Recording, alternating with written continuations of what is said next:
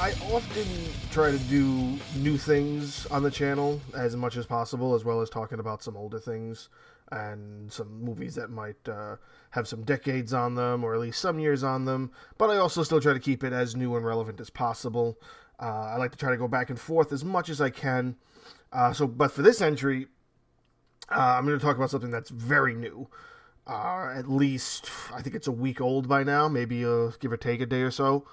We're going to talk about Blood Red Sky. It's a Netflix film, and at first I want to just go into this with an explanation of it took me at least a couple of days from this release when I was told about it. I had a family member tell me, like, you have to watch this, it's mind-blowing or whatever. And I looked it up and I saw it and I was like, oh, okay, it looks like it's a German film. Which, I have nothing wrong with foreign films. Foreign films are sometimes some of the best films.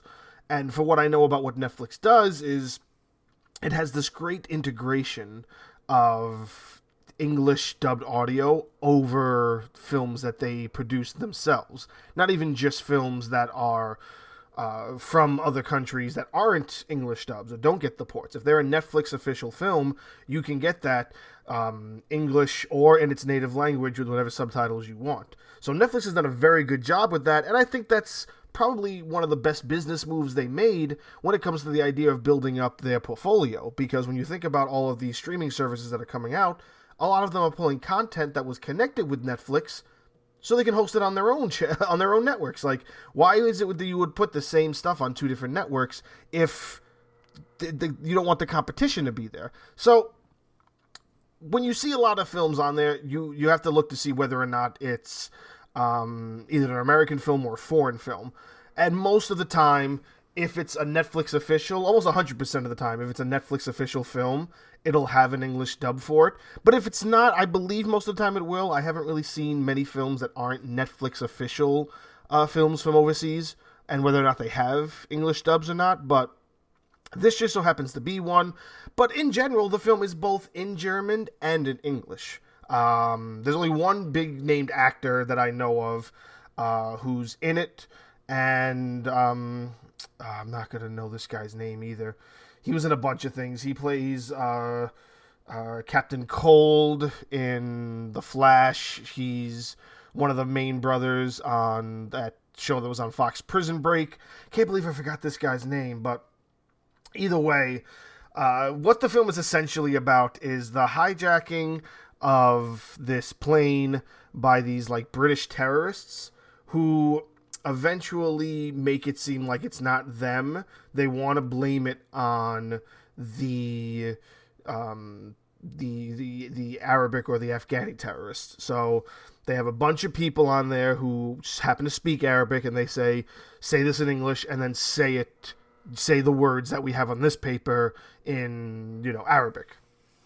So what their main goal really is to make it look like the Arabic terrorists are attacking England. So they're causing England to, or Germany, I forget where exactly they redirect the plane from. The plane is meant to go to New York, and they redirect it back to Europe because they plan on crashing the plane into some monument and making it seem like it was the Israelis or the Arabics that did it. So with that being the main plot device, the thing that drives the movie forward to why the plane is redirected, to why everything just seems to be happening and going wrong on this plane, there's also the other main point, the other story arc, is this mother and child. At the very beginning, you don't know what the mother is going through. You just know that she's going to America to see a specialist doctor, and you think maybe she has cancer or something. She's taking a bunch of medicine. Then it also shows you a tiny backstory where she loses her husband, and it's when her son is first born. And then eventually you learn that she's a vampire, or she has vampire blood. She has the vampire virus. And the take on the vampire for this film, which, by the way, it's called Blood Red Sky, but essentially when I think it was released in Germany, it was actually called Transatlantic 473, which to me is a bit of a better title. Blood Red Sky just seems to be very much like it sounds like one of those dumb movies that try to take up the place of another film, like when you want to see. I remember you had the film Battle Los Angeles, where it was Battle Los Angeles. Then they had Battle of Los Angeles, and one of them was the main one that went released in theaters with high level production value, and the other one was a B film that looked like it was made with somebody's Adobe shop in like the desert. Like it didn't look that great at all. So when you see the name Blood Red Sky, for some reason that just screams B movie to me, or not even that screams almost F movie, depending on where you're seeing it or what level you're watching it on, or even the quality of just say what you're seeing in the trailer or on the poster for it. So I thought Transatlantic 473 was a way better title, but I digress. I'm going too deep into that. So we discover that she's a vampire. Her husband died getting eaten by a vampire. She got bit and she started turning. And in the process of figuring out, she learned how she can manage the disease. And then she kind of figured out a way how, like, oh, I'm just going to do a full body blood transfusion or something. There was some procedure she was going to do in America. Because herself, the character, is German. So most of their dialogue, you can tell that it's just English dubbed, and they're actually speaking German by the way their mouths move, which sometimes gets annoying, but again, I digress. Let's not go into that. And she's on this flight that these terrorists take over, and they don't realize that. And it just so happens that through turn of events, she gets shot. But she doesn't die. She kind of sneaks away and reestablishes herself, winds up killing one of the dudes, and slowly but surely she becomes more and more like a vampire because she feels she has to defend the plane now. So she sort of becomes the unsung hero, and she's in control of the creature inside of her, the essential vampire part of her. So while all this is happening, you have all these different characters in the terrorist group. You got the good soldier, the leader who's trying to stick to the plan but still has somewhat of a heart. Then you got the tall brute of a dude. Then you have the really smart dude, and then you have the pilot, the co-pilot actually, who betrayed everybody to get them on the flight and get them into the cockpit. So with all of those characters, you also have the one who's completely insane, because you can't have a film like this and not have one who's completely off his rocker. Like, he's a complete and utter wild card. You don't know what the guy's going to do. So that's the first impression you get of him. Then when they discover that this lady is a vampire, when she starts killing them one by one, he's like, oh yeah, it's a vampire. And then he just accepts that. Like, this is a great film, don't get me wrong, but it has a lot of plot holes or a lot of plot devices, I should say, that just, it doesn't make sense to me. Like, why all of a sudden did this guy go from the most insane dude in this group to the most calculated one, where he sharpens, like, a hockey stick into a stake, and then when he goes after her, he doesn't kill her initially. He takes a vial of her blood with a syringe he finds, and then he just thinks, oh yeah, this will work. I'm just going to freaking inject myself with vampire blood and then I'll become a vampire. Like, where does that mentality come from the dude that we just saw was the complete basket case of this band of terrorists? Like, that in and of itself is a turn that kind of doesn't make sense to me, but if you're willing to just accept it, because again, you're talking about a film that's talking about vampires, let's just accept that maybe people's perspectives in a scenario like that might change, or their personality might change, or whatever. So what she wants to do is, she feels like maybe she's the last ones, and she doesn't want it to spread. So the second she sees one of the dudes that she kills start turning, bam, stabs him in the heart. And when she sees this guy starting to turn, she does this really cool thing which tries to light him on fire, but the fire gets put out before he dies, and then she tries to escape before they come after her, and then the other members of the terrorist group don't think this guy turned into a vampire, and then he turns all of them into vampires. And then they try to, like, keep them locked in the storage area while they think of a way to, like, land the plane so they can get off. And she's still, like, part vampire, part human, so she's like, you have to do this when it's daylight, because if you do it at night, they're going to escape, and they can't escape.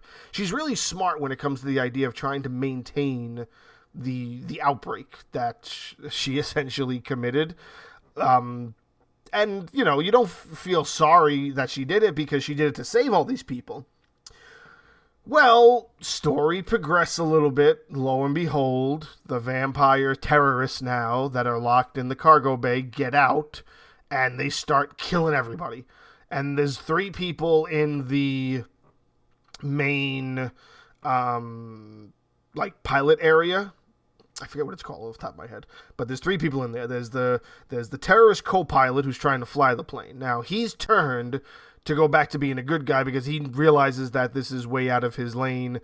All of his team is dead, and he's going to land the plane and try to save what he can of the people. There's a doctor that they befriend on the plane that the son kind of attaches to. Then there's her son. Then there's the vampire lady. And the 4 of them are sitting there, and they're realizing that, you know, they have to stop these vampires from killing everybody because she essentially wanted to save all of them. Unfortunately, they all vote against it, and so everybody on the plane dies or becomes a vampire. So I remember seeing a joke about this, I think it was on Reddit, where somebody called this stakes on a plane.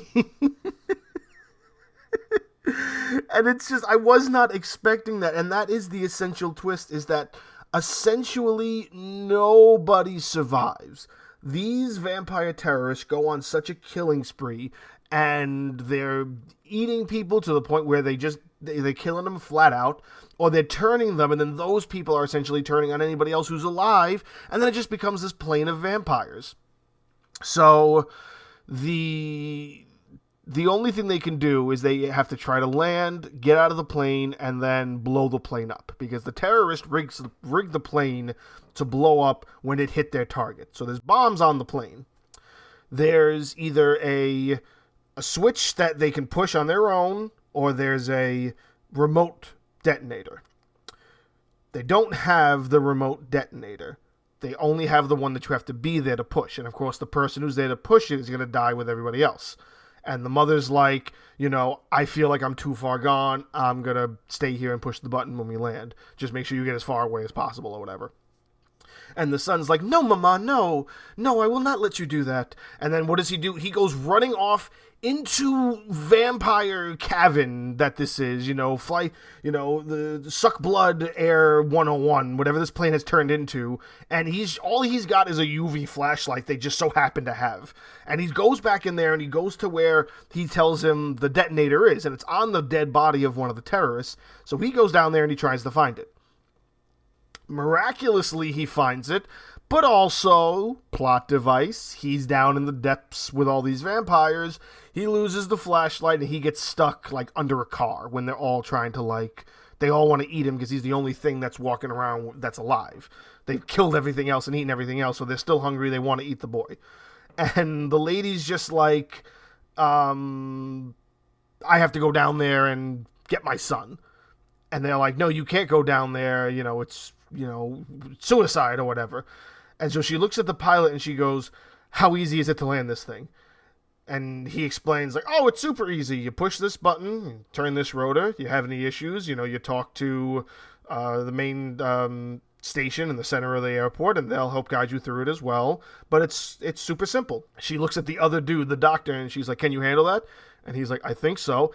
And then she flat out kills the freaking co-pilot because, she needs, the energy to go down there to fight other vampires to save her son. And, again, you gotta remember, she's essentially the one that starts all this. But the one that turns by injecting the blood into him apparently takes on alpha form. So she goes down there to save her son. She fights the alpha, everybody else leaves because it's she's challenging the alpha or whatever. And she loses. She loses bad. It's a flat out holy shit, there's no coming back from this. And so the son is seeing the mother get pretty much manhandled, and he's he gets out from under the car, and he's standing by one of the doors that lead out of the plane. And he's coaxing the alpha vampire. He's like, "Come get me, you son of a bitch," or whatever. So the alpha vampire sees the boy and he decides, okay, I'm done with this toy. I'm gonna leave her to lie here in her own defeat. I'm gonna go have myself some lunch. And so somehow he understands how to use the remote control, which the only direction he's given is don't push the big button, because the big button will blow the whole plane up. So he knows how to use it, and he pushes a button, and bam, the door pops out from one of the explosive devices, and before he knows it, the vampire is sucked out of the plane. And you think, okay, good. Alpha vampire's gone. And the boy goes to his mother, and he's trying to, like, console her and, like, wake her up. And he decides, okay, yeah, I know. And the thing is, the boy is understanding that the mom's a vampire. So he's very much trying to make it work where he's helpful for his mother, and he's always going to be there for his mother. So what does he do? He slices his hand a little bit, and he starts dripping blood into her mouth to kind of wake her up. Before, like, as he's kind of doing that and he's not paying attention, you see the dude, the alpha vampire, he's, like, latched onto the side of the door, and he's crawling his way back in. And there's cameras throughout the whole plane, so the dude who's left in the cockpit, the doctor, he sees that, and he's like, oh, wait, the sun's coming up. Let's turn the plane, because apparently I know how to fly a plane now after being told, like, a little instructional video in, like, 3 minutes, like, air flight simulation on YouTube or some bullshit. He turns the plane to the sun. Bam, alpha vampire disintegrates. And now the boy is sitting in, like, fresh sunlight, and then the mother wakes up from the blood, and she's kind of sitting there, and the boy wants his mother to recognize him, but you notice pretty much off the bat that the mother is pretty much gone. Like, she went full vampire, and she's not coming back. She's essentially been totally encompassed by the virus and the vampire creation, that she's full on a creature of the night. She's no longer has any sort of cognitive recognition to being a human, to this being her son. All she knows is, I'm a vampire. So she kind of drifts off into the darkness, leaves the kid sitting there in the sunlight. So the movie begins when the plane has already landed, and they know that there was a terrorist attack. They don't know what happened. And they have the boy gets off the plane, and they have the boy in like a hospital room. That's how the movie starts. So at this point, we flash back to that scene where it's the boy in the hospital, and they're asking him what happened, and he's like, where's Dr. Dude, whatever his name is, Rashid or something. Where's the doctor? You have to get him off the plane. You have to get him off the plane. And he's like, no, he's not getting off the plane. Like, the boy has, what's that syndrome? When people get kidnapped. Stockholm Syndrome or something. When people get kidnapped and they start feeling for their captors or whatever.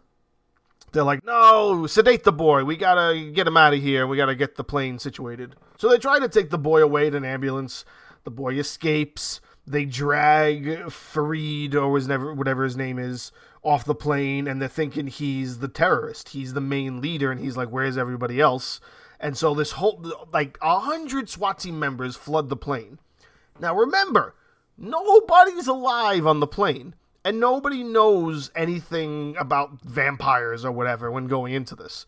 So they go into it, and they have their cams, and the main, like, general of the whole, operation is sitting there looking at the monitors from the cams of all these soldiers. Then they start getting attacked, and they're getting slaughtered. Like, no guns are helping. They're in the cabin of this plane, and of course, this takes hours. It takes hours to try to figure out what they're going to do, and the sun's going down. And then the sun starts to go down, so the vampires, little by little, are trickling out of the plane. And we're talking, this went from having one vampire to however many passengers on a plane that were killed. Say there's 100 passengers.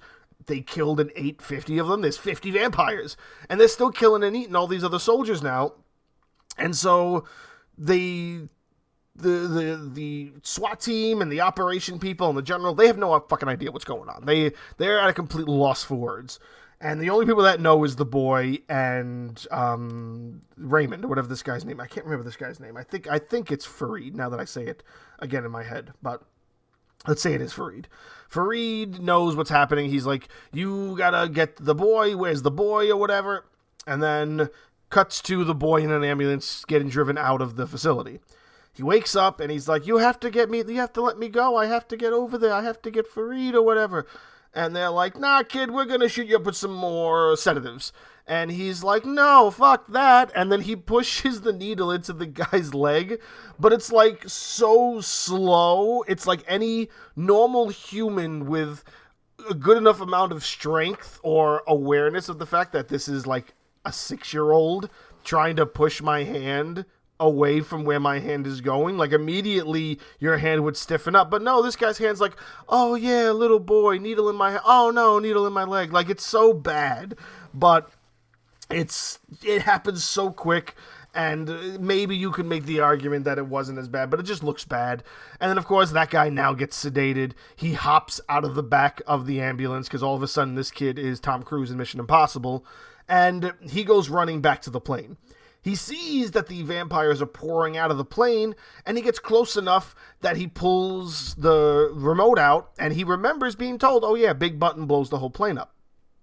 And then right as he's about to do it, he kind of sees one of the vampires that have escaped the plane is his mother. So for one last moment, he tries to call out, Mama, Mama, Mama, can you hear me? Mama.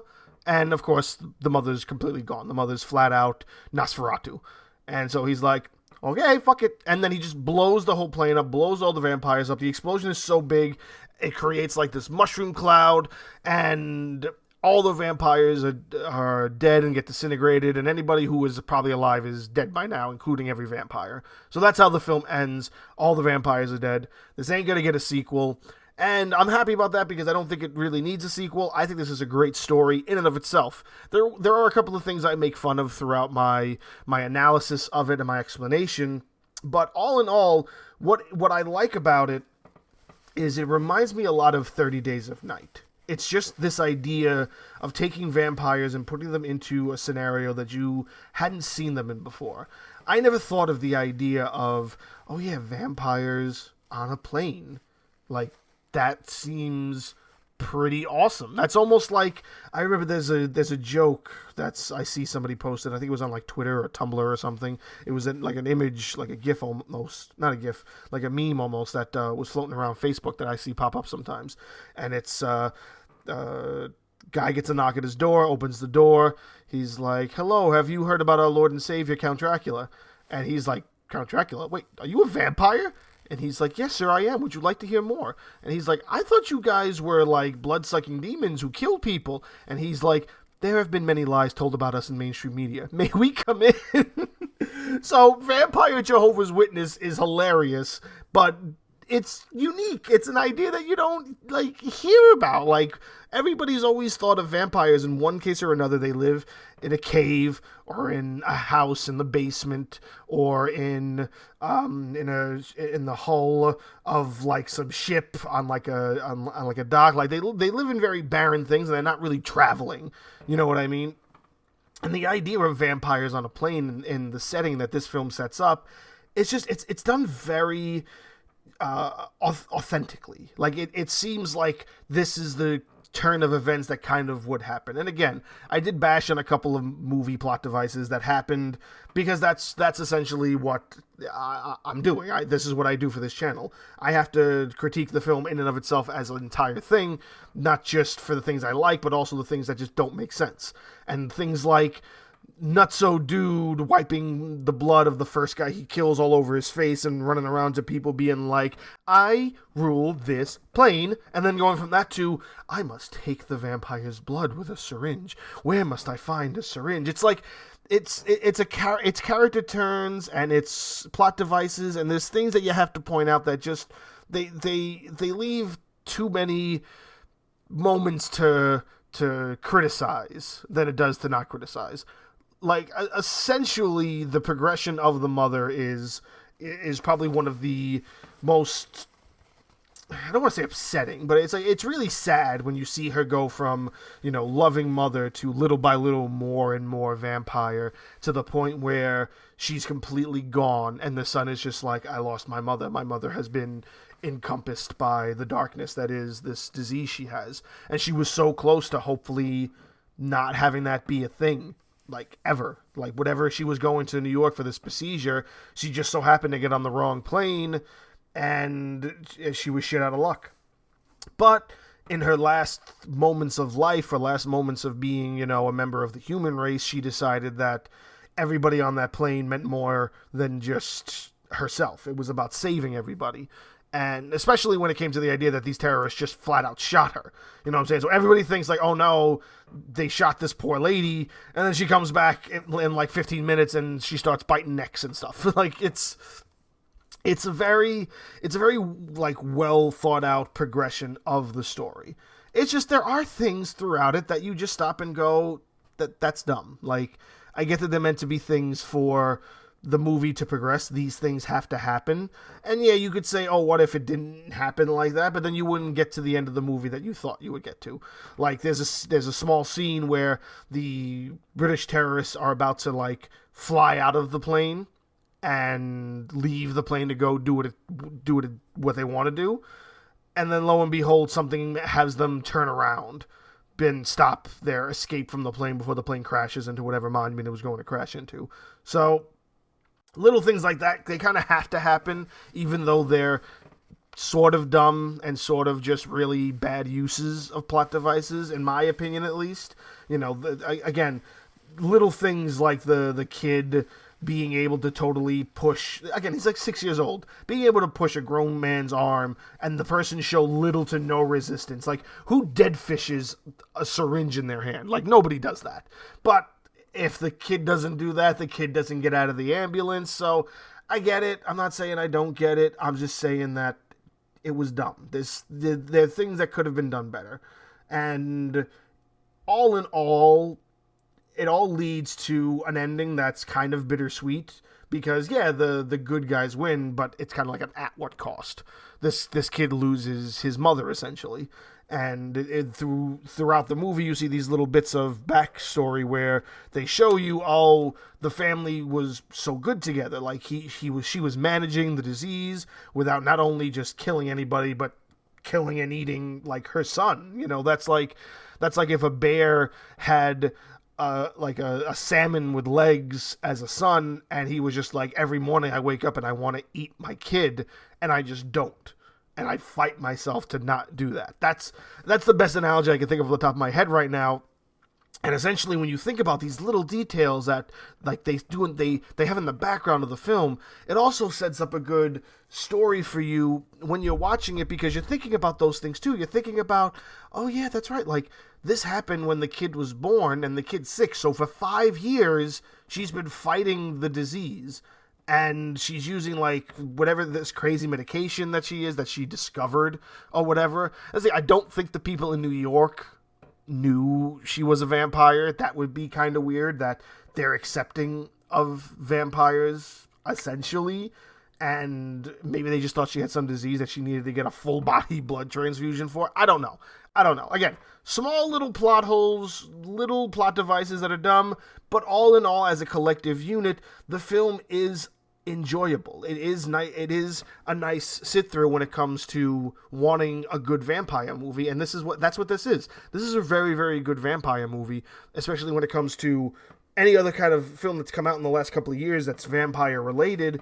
Most of the time you don't get ones that are like this. Like, this is top notch for this year. I'm going to say at least the last 5 years. I can't even remember the last good vampire film I watched. And this just gave me another feel for it, because they all can't be, John Carpenter's vampires. They all can't be The Lost Boys. But they also all can't be Twilight. And they all can't be Underworld. Like, these are all different interpretations of vampires. And I think this interpretation is very well done. And I've never heard of the writer or the director. I think actually the director was part of the writing team as well. I think him and another dude were the writers, and then one of those writers was also directing it. And I've never Heard of him? Again, this is essentially a German film, so hopefully this guy has some more stuff up his sleeve and maybe he'll do another one, because this went way up in the charts. Like, this took over Netflix. It's like I said, I think it came out about a week ago. I want to say July like 20th or something, and it's already the end of the July. But this film has racked up so many views and so many good reviews. It's up there in the top 10. When I saw it, it was at 9. I looked at it just an hour ago because it pops up in my watch again or whatever. It's top 3. Like, for a movie to go from premiere to breaking on the top 10 on Netflix to being in the top 3 of the top 10 on Netflix, that's huge. So the film is worth it. Not even just that it's new, but it's good. And it's hopefully something that we see another piece of directorial content from this director and this writing team. And I don't want a sequel to this. I think a sequel to this would be dumb. I think this is a perfect film in and of itself. But knowing how production works and how Hollywood essentially works, or even just how Netflix works, we might get a sequel.